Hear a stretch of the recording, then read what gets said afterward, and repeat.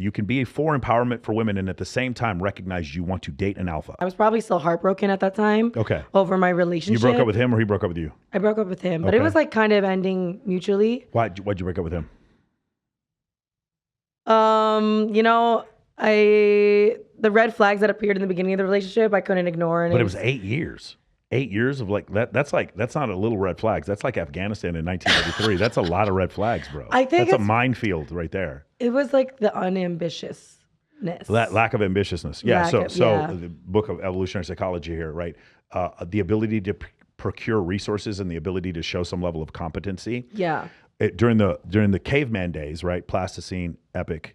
By the way, whenever I say Pleistocene, what I mean is everything before 11,700 years ago, there was an ice age where humans were still around. And then at the end of that ice age, we began what's called the agricultural revolution 11,700 years ago. So when you say caveman or Pleistocene, that's what the time period you're talking about.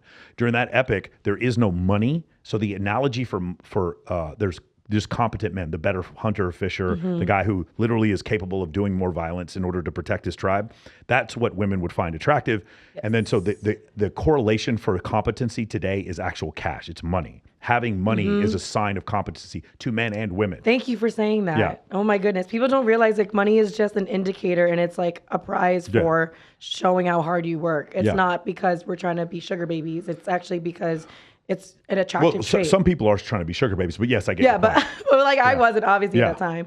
Yeah, and he also had like a lack of finances as well. Sure. So I really stayed with him and I felt like I was being more of the alpha in the relationship. Yeah. And he was being more of like the beta domestic type of role.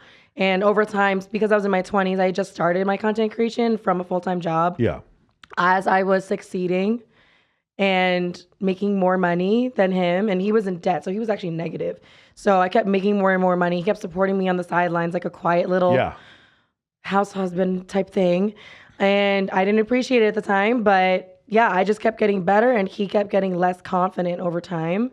And it made me almost like fall out of love with him. You know what I appreciate is the fact, well, so first off, the idea of a woman making more money than a man leading to, in your case, not a divorce, but a breakup. This is something Rollo brings up a lot. It's a leading indicator of divorce is when a woman makes more money than a man or when a man loses his job, he becomes less financially viable. Money is the reason why people are like, what's the main reason for divorce? It's men cheating. It is not men cheating. It is actually money. That's the first thing. Second thing is that I have heard you previously talk about empowerment for women. So you can be for empowerment for women and at the same time recognize you want to date an alpha.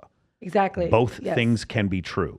You can also recognize, however, that that as a consequence of empowerment for women all the time, everywhere, you get to a point where the dudes can't keep up and always be alpha when 68% of college graduates are female. Right? And the workforce for traditionally male jobs has shrunk because of industrialization. You have a large group of men who have been left behind by the job market. They've been left behind in education. They've been left behind by the family, right? They've been left behind in dating. 80% of men on dating apps are deemed unattractive. They're too short or whatever has happened, right? That's so sad. Well, think about this. 63% of the right swipes go to the top 10% of men. The top 20% of men get 83% of the right swipes. Think about that. I think you're right because I paid for Bumble Premium like last week. And like out of all the guys that like me, I'm usually swiping left. Women on average will swipe right 5% of the time. Men on average, don't get me wrong, I might get this wrong. I think it's 40-something% of the time men will swipe right, whereas women will be 5% of the time. But I want you to consider this. 63% of the top 10% of men are getting 63% of the right swipe. So correlate that to what for men, the top 43% of women are getting 63% of the right swipes.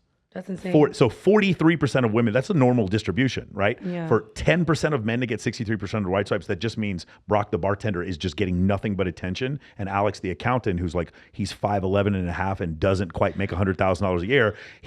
Although accountants usually do make a lot of money. That guy right there is just getting left swiped like crazy, even though he's like 90% of what he could be. It's just crazy when you see that type of situation. Anyway, just pointing that out, like what, your breakup, that was one of the things, a lack of ambition. Exactly. Yeah. So just over time, he just felt not confident. He felt overshadowed by me.